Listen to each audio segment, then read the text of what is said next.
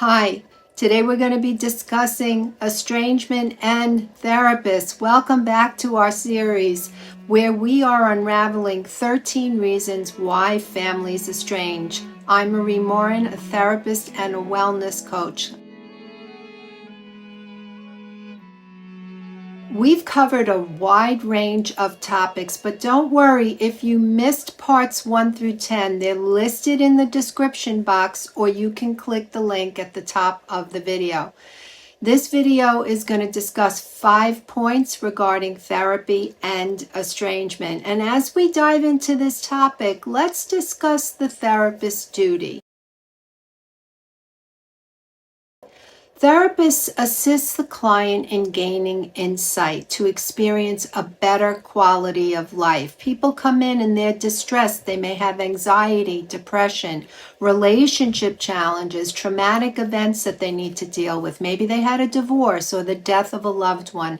And the hope is that they're going to come in and they'll find some relief. But when we go to a therapist because our family is a source of pain, we're looking for support, someone to hear and see us and to validate and witness our experience. And when we're talking in sessions, we process and make sense of what's happened and how we feel. Okay, let's dive in. First thing is the duty to do no harm. Ethically, the therapist must, above all, do no harm. The well-being of the client is the primary concern. And every therapist has a different style, okay? Some listen a lot while others use a more conversational style. And there's different modalities to follow. And then there are integrative, when things are kind of combined.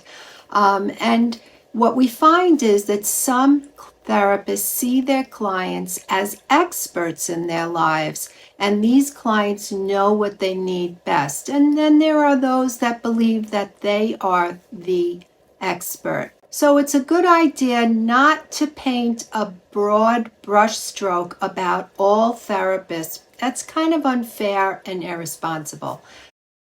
The second thing is bias. It's essential to know that there are some outstanding therapists who want to help clients gain insight and lessen their distress, and they do their best to encourage them to find their own answers and not influence the outcome of their decisions. They work diligently to remain neutral and unbiased, and to avoid answering direct questions like, this is what you should do. And they try not to take sides, especially the side of their own agenda. And the third thing is that they treat abuse. Clients coming in seeking support, and they're telling their stories. And of course, their distress, the stories they tell, the experiences they share, this is their perception, this is what went on with them. And they may disclose that there's been abusive and toxic behaviors at the hands of family members.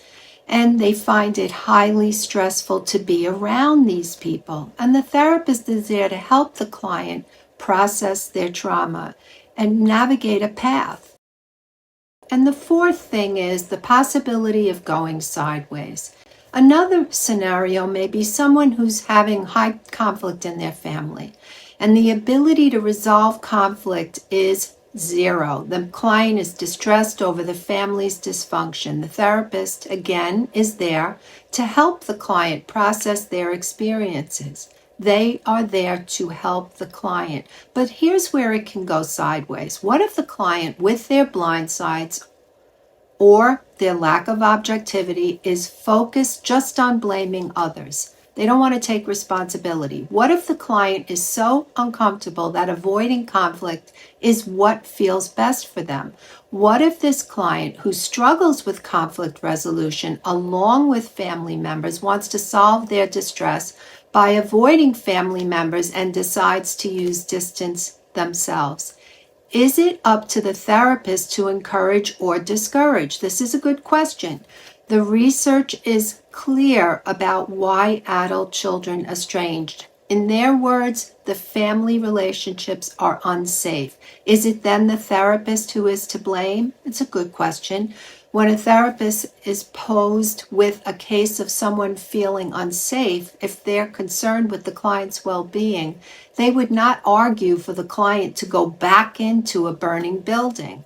Given time and a therapeutic relationship, a therapist with a client who perhaps lacks insight and chooses to avoid rather than resolve can work by supporting the client to gain this insight into possibilities other than estrangement. But is it possible that someone distressed about their family relationship finds a therapist encouraging them to follow through with their thoughts of estranging? Yes, this is possible. And it's equally possible that therapists are supporting their clients the best they can, and the autonomous decision of the client is to cut off their family. Here are places where the therapist can miss the mark of doing no harm. Do they suggest the possibility of family therapy? Research reports that even those adult children who are cut off due to abuse report emotional distress years after cutting off their parents. When families can resolve conflicts and repair relationships, we know that outcomes for these family members are very favorable. Healthy family relationships have a positive impact on one's emotional well-being. When supported within families of origin, we feel encouraged, understood, seen, and heard, and feel less isolated. And we have improved mental health. So we know that when adult children estrange, they don't just do it in the heat of a moment. They've given it a lot of consideration and a lot of toil, and many of them have tried to get their parents to get help so that they can continue the relationship. And therapists are trained to give their client unconditional positive regard. And that means they don't judge. Is it safe? You can't have a healthy relationship with others without being uncomfortable, right? And the nature of relationships is you grow and learn from the differences and finding ways to resolve so you respect each other's opinions. And families can be flawed. It makes sense that therapists understand the benefits of healthy families and the possibility of family therapy when it's safe, because repairing and supporting conflict resolution for clients is a good thing. Number 5 is life cycle events and therapy. So the expected life cycle events include things like transitions into adulthood, getting married or living with someone, or the death of a family member, or maybe a close friend. And then there's happy events like births of a child, and there can be stressors associated with these events, and how people relate to each other can be challenged. Life cycle events can co-occur with other stressors. Estrangement contributors rarely occur alone. There's layers and facets that create an environment ripe for the potential of relationships that distance. Therapists, as they support their clients' well-being, will be keen to pay attention to how these life cycle events participate in their clients' distress. And we know that there may be a cascade of events that impact one's well-being and how one interacts with the people closest to them. Individuals with strained relationships may be prompted to avoid contact with family members when life cycle events are overwhelming.